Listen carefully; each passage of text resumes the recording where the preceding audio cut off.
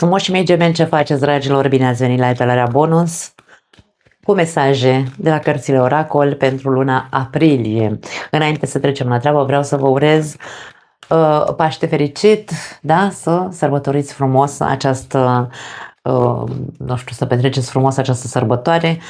Nici nu mi-am dat seama că ne apropiem de Paște, abia acum, zilele trecute, am realizat, wow, ce aproape suntem.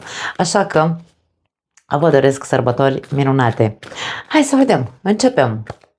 Primele 3 mesaje pentru voi.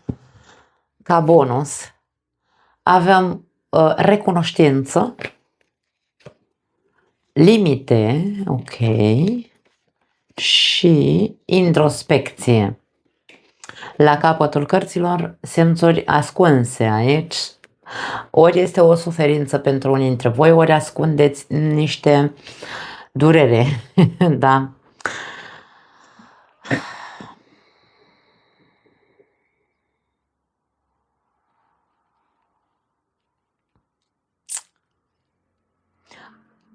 Aici aș spune că nu trebuie să negi faptul că simți această durere sau nu trebuie să negi că simți anumite lucruri care te deranjează. Poate fi și asta. Nu trebuie să ne negăm sentimentele sau emoțiile, dragii mei. Probabil că unii dintre voi aveți nevoie să învățați să puneți niște limite. Dar ca să învățăm să punem limite cuiva care ne face să suferim, de exemplu, da? În primul rând trebuie să învățăm să punem nume acelor emoții. Pentru că una este să spun, da? Dacă eu îmi fac introspecția și încerc să pun în cuvinte ce simt când mă simt îndurerată, pot să spun ceva sau pot să nu spun în cuvinte. Pot pur și simplu să rămân așa abătută, pentru că aici avem o persoană cu capul în jos, care pare că plânge, pare că trece printr-o dramă interioară, da? O durere foarte mare. Și atitudinea mea să fie una tot timpul plânsă, însă nu spun nimic, să păstrez pentru mine, pentru că aici avem simțuri ascunse, adică ascund, nu spun. Se vede că sufăr, însă nu spun. Ca să pot să pun în cuvinte și să pot să pun o limită, în primul rând trebuie să detectez aceste emoții și să le atașez acele cuvinte. Și să-i atașez acestor emoții, da? Acestei suferințe. O pun în cuvinte nu spunând mă faci să sufăr, ci spunând sufăr din cauza acestui comportament, sufăr din cauza acestei, nu știu, acestui eveniment care s-a întâmplat între noi, sufăr, și nu vorbesc doar despre partea de iubire, atenție, da? Că poate aici suferi din cauza părinților, suferi din cauza unor prieteni, suferi din cauza muncii, ce știu eu, habar n-am, suferința e derivată din orice în această viață.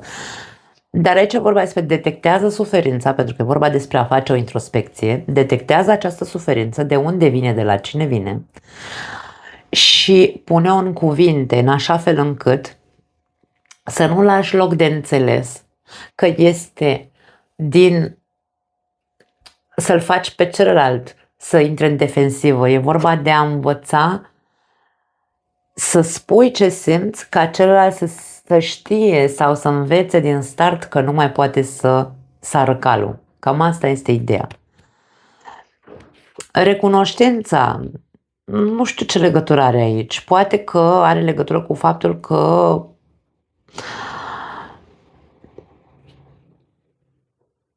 ar trebui să fii recunoscător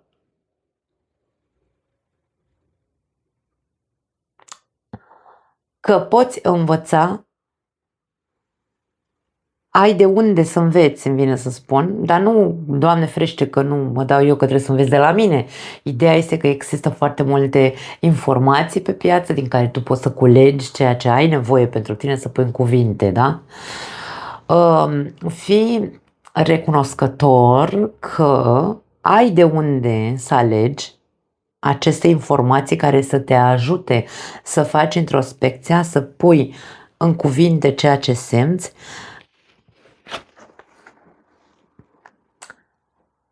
ca să înveți odată să pui acele limite până aici. Ajunge, gata, nu mai permit.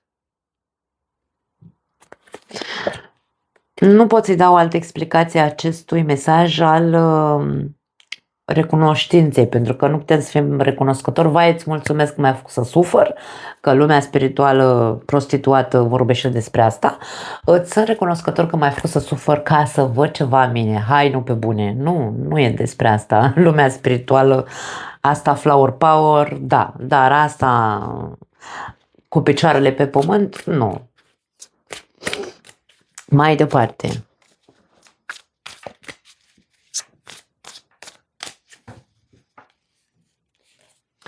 Avem 10 de monede. A avea totul este diferit pentru fiecare dintre noi. Aici mulțumire ar putea să fie că mi se conectează cu mesajul ăsta. Nu e despre a fi recunoscător, ci a fi mulțumit. Ce te nemulțumește? Pentru că suferința asta sau ceea ce tu nu spui poate fi pur și simplu o nemulțumire. Doamne, nu-mi convine nu știu ce, dar eu o iau așa foarte tragic la nivel emoțional, dar poate nu e atât de tragic. Și de aia vorbim despre acest mesaj. A avea totul este diferit pentru fiecare dintre noi. Ce-ți lipsește? Ce-ți lipsește în viața ta? Și ce te nemulțumește în viața ta? Ce înseamnă totul pentru tine? Această persoană, uite, avem această poziție de contemplare a acestei persoane, stă pe scările casei ei, dar are o poziție de asta așa foarte, aș spune, apatică, cu picioarele la piept, cu mâinile se îmbrățișează singură, are 10 pisici pe scările casei și ea stă și nu-i convine situația. Poate că pentru această persoană, aceste 10 pisici erau totul, cândva. Poate ceea ce ai în momentul de față era totul pentru tine, cândva, însă acum ceva nu te mai mulțumește. Caută în tine și pune în cuvinte ce nu te mulțumește, pentru că te poate limita. Această nemulțumire te poate limita dacă nu o pui în cuvinte în relațiile tale. Sau pune în cuvinte ca să poți tu să pui limite aceluia care te nemulțumește. Pot fi ambele variante. Dar ideea este de ce până acum a fost totul pentru tine această persoană, situație, grup de persoane, nu contează, iar acum nu mai e. Ce s-a întâmplat? Ce-ți dorești acum în acest moment al vieții tale? 10 de monede, cartea abundenței. Vreau tot. Explică acel totul. Explică ție, da? Pentru că tristețea nu te ajută să rezolvi lucruri în viața ta. Am lipsuri, ok. Care sunt acele lipsuri?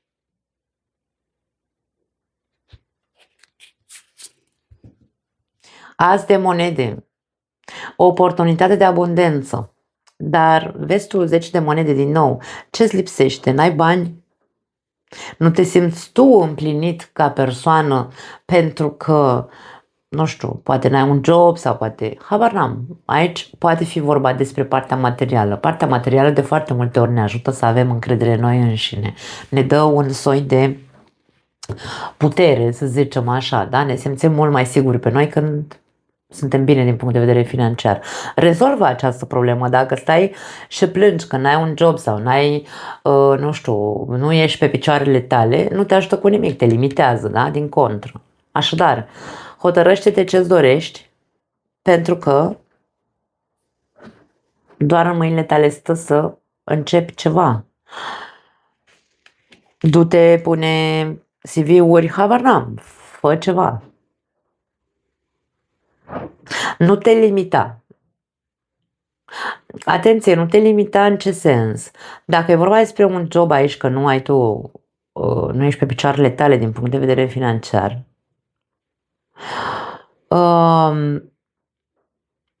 nu te limita la un singur lucru, adică, nu știu, mă limitez să caut doar acest tip de job, nu vreau altceva. Na. Acum, atenție, o altă chestie poate fi, o altă variantă, poate fi invers, că ai tot ce trebuie din punct de vedere financiar, însă ești apatic și nesatisfăcut din punct de vedere emoțional. Există în tine o suferință pe care tu nu o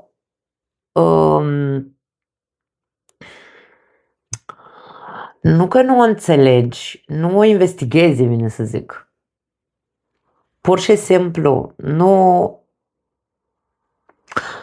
simplu o lași să existe în tine. Nu vorbești niciodată despre lipsurile emoționale și pare că sufletul tău este foarte trist și nu e ok așa. Trebuie să faci ceva. Și avem 6 de monede, din nou monede aici. Eu aș spune că mai repede tind să cred că e vorba despre a doua variantă. Nu e că nu ai, că nu ești bine din punct de vedere financiar, ba da. Sau cel puțin ai atât cât să te simți bine cu tine. 6 de monede e cartea echilibrului. Ești ok din punct de vedere financiar. Ideea este că 6 de monede vine cu următorul mesaj. Fiecare binecuvântare pe care o dai se va întoarce către tine. Este cartea reciprocității. E ca și cum ți se spune, tu degeaba dai financiar dacă nu dai din inimă, dacă nu dai emoții, dacă nu vorbești despre ceea ce simți, dacă nu da, ești limitat pe partea emoțională, ceva se întâmplă pentru unii dintre voi, în interiorul vostru, ceva se întâmplă care în care nu vreți să intrați, să vorbiți despre acest lucru. Și aici este o problemuță, aș spune. Wow, ia uite ce tare, avem asul de cupe. Deci aici avem as de cupe, as de monede. Asul de cupe vorbește despre potențial emoțional. Orice as înseamnă o nouă oportunitate, orice as înseamnă un nou început. Putem să vorbim aici de un nou început sau o nouă oportunitate din punct de vedere emoțional. Dă-ți o oportunitate să vorbești despre ceea ce simți într-un mod sănătos, dar întâi fă-ți tu propria introspecție și pune în cuvinte ceea ce simți, de ce simți, când s-a întâmplat de început să simți acest lucru, care sunt motivele, da.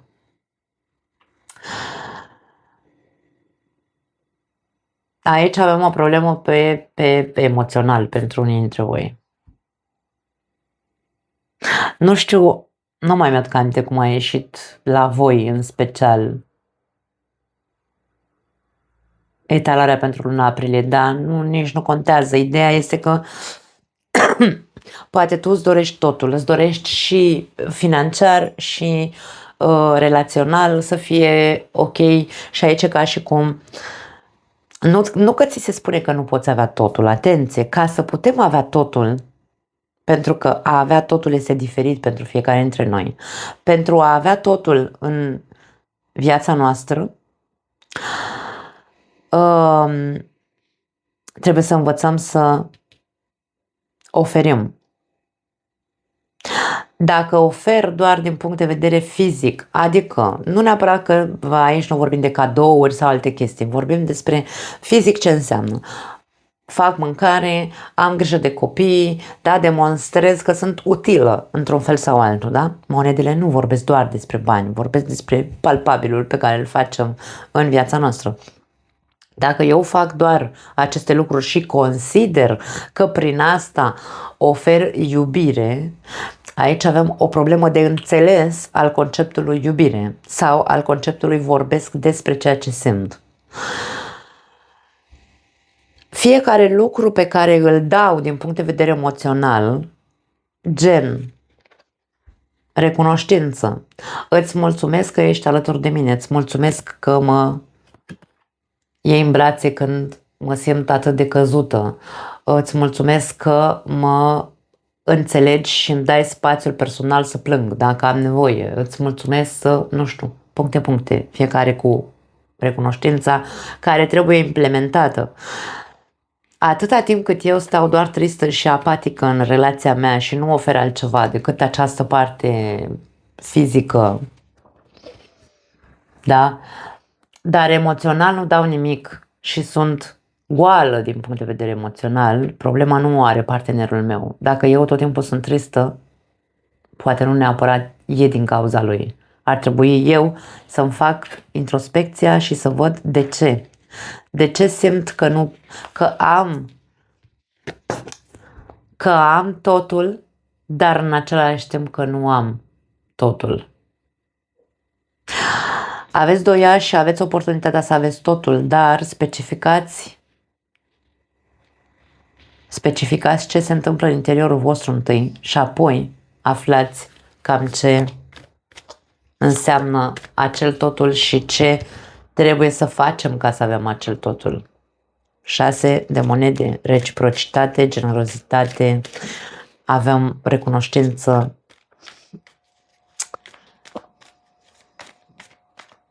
Orice binecuvântare pe care o dai se va întoarce către tine.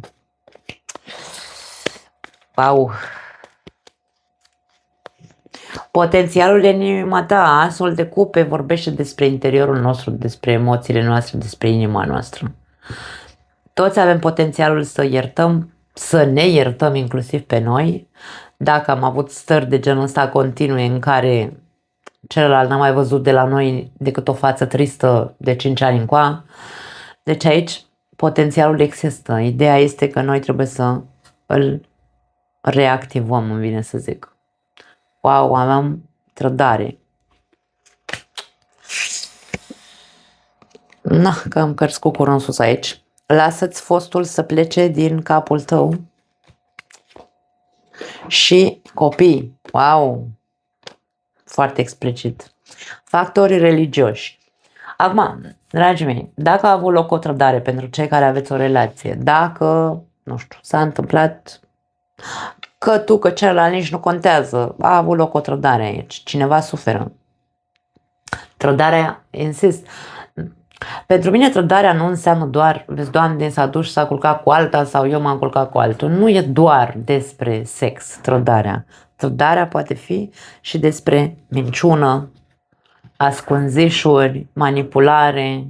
Poate fi și faptul că în momentul în care m-am simțit la pământ și poate nu ți-am cerut să mă sprijini, dar consideram că fiind partenera ta, obligația ta ca partener era să mă ajut să mă ridic, tot ca o trădare se simte dacă celălalt nu e acolo cum vrem noi când avem nevoie de el. Deci aici se poate transpola unde vreți voi, da? Mă rog, nu știu dacă e corect în românește, nu știu dacă există cuvântul, în fine. În această relație, unul dintre cei doi poartă masca trădării. Dacă e vorba despre o trădare, că ai avut o aventură cu altcineva sau celălalt a avut o aventură cu altcineva, aici vorbim despre lasă-ți fostul să plece din capul tău. A venit momentul să-ți purifici energia. Tu trebuie să te limitezi pe tine în loc să stai să mai plângi după fostul, nu știu, persoana cu care ai avut o aventură că părea minunată sau nici nu contează alte explicații. Ideea este că aici pare că această relație încă este în picioare din cauza că există copii la mijloc sau din cauza religiei. Religie ce înseamnă? Domne, suntem persoane credincioase, dacă și dacă m-a înșelat, asta este, trece cu vederea, dar suferința este mare, deci aici ceva nu e ok. Și pare că rămânem împreună doar pentru că avem copii sau pentru că suntem credincioși și nu acceptă popa că eu trebuie să mă despart, că nu mai suport această suferință.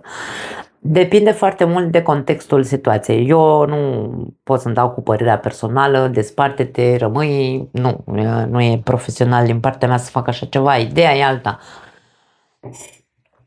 Ce se întâmplă cu fostul? Cine nu renunță la acea imagine a fostului partener? Există o a treia energie aici care încurcă această relație, limitează această relație. Cel care știe că e implicat sau a fost implicat și încă nu a plecat din capul lui această imagine a acestei foste persoane, este cel care trebuie să facă o muncă în care o introspecție interioară în care să înceapă să... De ce nu? La terapie, dragii mei, cel mai ușor, da? Cel mai ușor să vă reveniți, să vă repuneți pe picioare este terapia. În cazuri de genul ăsta, cel puțin. Nu e un motiv copilul ca să rămâi în relația asta dacă tu ești buba care stai cu gândul la celălalt. Nu, copiii simt totul, văd, noi credem că ei nu înțeleg nimic, dar înțeleg mai mult decât ne imaginăm noi. Nu știu ce să zic, e complicată situația, apare pentru unii dintre voi. Acești factori religioși nu neapărat ne vorbesc despre religie sau despre credință sau așa, ne poate vorbi despre diferențe spirituale dintre voi. Suferința poate avea legătură cu acest sentiment. Suferința și sentimentul de trădare poate avea legătură cu această creștere spirituală, dacă există, atenție. Unul a crescut mai mult din punct de vedere spiritual, celălalt a rămas pe loc sau nu face nimic și pare că există o mare apatie și o mare suferință aici pentru că nu se ajunge la un alt nivel. În acest caz, dragii mei, ce să zic, scoateți din context această a treia energie, adică spiritualitatea sau drumul spiritual, nu contează.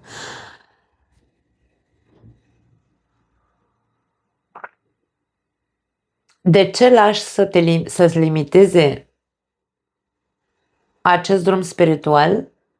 Nu să-ți limiteze, să te împiedice să fii fericit. Să te împiedice să simți că nu ai tot ceea ce tu ai nevoie în această relație. Când implicăm spiritualitatea, avem o mare... ne pune în pericol relația. Asta îmi sună că am mai văzut la voi. Cred că despre asta am vorbit în cealaltă etalare. E un mare pericol lumea spirituală. E foarte periculoasă pentru lumea care nu e pregătită să accepte faptul că poți trăi alături de o persoană și să fii fericit alături de această persoană, chiar dacă ea nu este pe același drum de creștere și dezvoltare și alte minuni nebune. Și acest sfat vi-l dau sau vă spun acest lucru pentru că și eu am trecut prin această nebunie spiritualistă în care am fost la doi pași să-mi distrug căsnicia din cauza că, vezi, Doamne, soțul meu nu făcea nimic, Doamne, și el să înceapă, nu știu, să se spiritualizeze, da? Până când m-am trezit și eu din somn, când am văzut ultimul pericol și mi-am asumat că era din cauza că eu insistam. Când intri pe un drum spiritual, du-te și intră, cunoaște-te pe tine, rezolvă-ți traumele tale, rezolvă-ți problemele tale, lasă-l pe celălalt în pace. Nu-l trage și-l obliga să te urmeze. Da? Lasă-l în pace. Da. Of. Dar cel mai tare hai să spunem așa, mă preocupă faptul că am mai văzut acest aspect în trecut la o altă etalare la voi. Avem pisica, gelozie și bârfă. Atenție la gurile rele, atenție la cine te incită. Bârfele ce înseamnă? Vorbim așa ca fetele între noi și eu spun ceva, tu o iei de bună. Ne afectează într-un fel sau altul conversațiile care le avem între noi. Ai grijă ce vorbești cu ceilalți și care probabil acele subiecte sau explicații sau sfaturi pe care le primești să nu fie influențabile sau să te influențeze în a nu vedea tu cu adevărat sau a nu vedea adevărul din relația ta. Dacă nu vorbim despre o trădare în legătură cu o altă persoană, da? Dacă are legătură doar cu acești factori religioși sau spirituali. Pentru că de foarte multe ori ne alimentăm vorbind cu prietenii noștri și ajungem să credem, da, domne, așa este, păi nu, că dacă tu ai crescut spiritual și celălalt trebuie să facă la fel, că nu o să funcționeze relația, nu știu, habar n-am, ne spunem foarte multe lucruri, ne dăm cu părerea foarte mult despre viața altora și ne lăsăm influențați de ceea ce zic ceilalți. Ia uite ce avem aici, corazonul. Deci aici ca și cum ar fi un alt as de cupe aici, dragii mei. Iubire, o nouă relație. Deci aici e vorba despre a transforma această relație. Și pentru cei singuri, cer scuze că n-am zis nimic despre cei singuri, imediat voi continua explicația pentru voi, însă aici este vorba despre a nu mai pune botul la ce vorbesc prietenii tăi sau ce sfaturi îți dau în legătură cu partenerul tău sau cu relația ta. Aici tu deschideți inima și vorbește cu partenerul tău de tot ceea ce te deranjează și te face să suferi. Nu spiritualitatea, religia și alte pănărâni din astea nu au cum să te facă, nu au de ce să fie un motiv ca tu să suferi alături de această persoană. Deci aici atât de radicală sunt, da? Și avem perla care vorbește despre ascuns. Ce ascunzi în interiorul tău? Dacă ți-a intrat în cap că stai în această relație doar pentru că ai copii și că nu vei fi niciodată fericită în această relație, atenție, atenție. Nu pot spune altceva, du-te la terapie. Du-te la terapie pentru că aici poate fi vorba și despre gelozie. Dacă de gelozie în ce sens? Invidie, atenție. Dacă tu asculți părerile celorlalți despre partenerul tău sau despre relația, dinamica relației tale alături de această persoană, cazi în capcana de a nu-ți da seama că persoana de lângă tine care ți-e prietencică poartă o mască, da? Deci poate fi invidie, poate fi orice altceva. Avem bătrâna femeie tristă. Deci aici pare că o femeie din zodia Gemenilor este foarte tristă, se simte trădată, dar și influențată din exterior, îmi vine să spun, de o prietenă sau de un bun samaritean, așa, da, care de fapt este invidios pe ceea ce ea cică n-are, adică tu n-ai.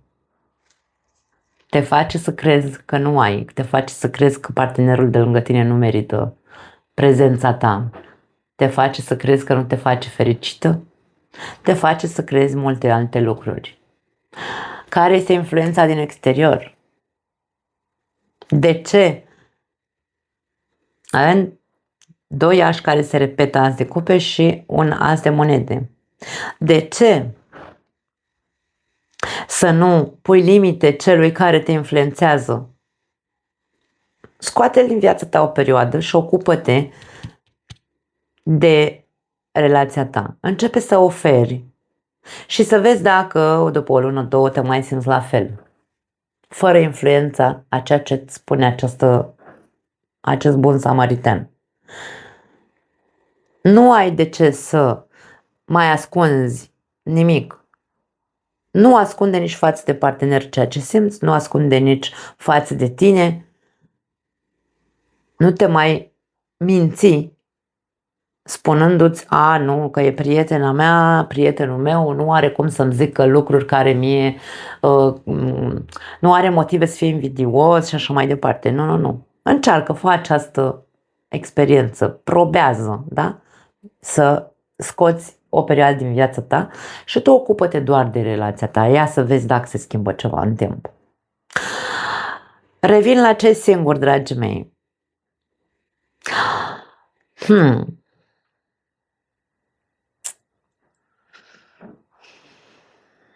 Unii dintre voi ați trecut cel puțin printr-o relație în care v-ați simțit înșelați sau ați înșelat. V-a afectat foarte tare, există niște, hai să le numim cicatrici, că nu îmi place să zic traume, există niște cicatrici în sufletul vostru care încă nu s-au vindecat. Da? Are legătură cu acest fost partener, cine o fi el, că a fost amantul, că a fost fostul partener de viață, nici nu contează aici, vorbim despre cei singuri. Tu te-ai simțit trădat și în tine încă a rămas această cicatrice. Poate, nu aș spune neapărat că ți-e frică să intri într-o altă relație. Ceea ce se vede este că ai niște percepții, îmi vine să spun, limitative în ceea ce privește persoanele. Nu știu dacă e vorba despre faptul că ești în gardă sau cu garda sus, că de-aia vorbim despre concepții limitative. Ești în gardă în apărare emoțională, ca și cum toate persoanele din ziua de astăzi nu caută decât nu știu ce, nimeni nu mai e sincer, tot felul de credințe pe care ni le spunem. Aici avem factori religioși care ne arată această chestiune a credințelor. Dacă există credințe care te limitează și nu poți să vezi altceva decât mincinoși, manipulatori, narcisiști, nu știu, trădători, curvari și așa mai departe, scoateți acest fost partener care te-a mințit și te-a trădat din capul tău ca să poți să te deschizi către o altă relație. O nouă iubire există aici, varianta, pentru unii dintre voi această nouă persoană care intră în viața voastră poate să aibă copii, poate să fie de o altă naționalitate sau poate inclusiv să aibă un alt, hai să-l numesc, să existe diferențe între voi destul de mari. Alte concepții despre viață, sunteți foarte diferiți, da? E ca și cum poți să ai totul în această viață, adică poți să găsești o persoană poți să găsești persoana care nu mai este în acele credințe ale tale că e mincinoasă, poți să găsești o persoană sinceră. Ideea este să nu te mai lași influențat de tot ceea ce auzi, pentru că în ziua de astăzi se vorbește foarte mult despre acest aspect. Dacă te uiți pe podcasturi, nici nu contează pe ce plataformă sau pe ce tip de invitați există în acele podcasturi, toată lumea vorbește despre aceste tipuri de, vezi, Doamne, înșelat. Toată lumea în ziua de azi vorbește extraordinar de mult despre iubire, despre cupluri, despre bărbați, despre femei și noi stăm și ascultăm, dacă nu trecem prin filtrul, cum spun, dacă nu avem filtre cu care să alegem ceea ce vine către noi ca informație, credem absolut orice. Avem nevoie de discernământ, avem nevoie să facem o selecție a mesajelor. Vorbim despre ceva nou, despre o nouă iubire, o nouă relație pentru unii dintre voi, însă deocamdată această persoană nu s-a afișat, nu a ieșit încă nu a apărut, să zicem așa. Dar eu aș spune că va apărea în curând. Ideea este că vine să spun că nu va apărea până când tu nu te vei elibera de acele concepte limitative. Da. Dacă în sinea ta faptul că această persoană poate să aibă copii este o problemă, mai gândește-te. Încearcă să faci această muncă de lămurire cu tine. Pentru că, mi se pare că copiii nu sunt o limită și vă spun tot din experiența mea, pentru că eu sunt copil dintr-o căsnicie anterioară și mama mea s-a recăsătorit și a fost foarte fericită până când tatăl meu a murit, Dumnezeu să-l ierte. Așa că, ce să zic, nu are nicio legătură copilul. Finalurile sunt inevitabile. Ceva trebuie să se termine, dragii mei, pentru unii dintre voi și nu aș spune neapărat că relația aici. Ce trebuie să se termine este gândul la motivele pentru care tu nu poți fi fericită în continuare în viața ta, lângă această persoană pentru cei care aveți o relație sau cu altă persoană pentru cei care nu aveți o relație. E ca și cum aici trebuie să finalizați odată, să faceți acest proces de finalizare. Ajunge ca și cum, limitele astea ca și cum îți ajunge, dragă geamăn, trebuie să lași să plece din tine ceva. Ca să poți să-ți dai o altă oportunitate să poți să fii fericit. Frânează-ți ritmul și bucură-te de viață. Acest mesaj a ieșit și cred că la Berbec, dacă nu mă înșel, nu știu dacă aveți planete în Berbec. Ai toate răspunsurile, al treilea mesaj. Deci aici e ca și cum tu știi foarte bine ce ai de făcut. Tu știi foarte bine care e ruta. Aici avem o persoană care are o hartă în mână. Știe unde este, unde se află și unde va ajunge. Dar degeaba știu teoria dacă nu fac concret altceva. Fă-o pentru tine, poftim. Deci aici e ca și cum ți se spune să faci anumite ajustări, să faci anumite eforturi, să scapi de anumite limitări. Ceva te limitează să poți să te deschizi emoțional, ceva te limitează să poți să te bucuri și să îți dai șansa să vezi că totuși ai totul, dar nu vezi din alte cauze. Nu e pentru că nu le avea, ci din alte cauze. Fie că din cauza religiei, fie că din cauza influențelor bunilor samariteni, fie, nu știu, limitărilor astea legate de copii, nu știu ce să zic. Învață să scapi de ceea ce te limitează și caută răspunsurile pentru că sunt în tine. Tu știi ce ai de făcut și știi și unde poți să ajungi dacă îți dai voie să te deschizi.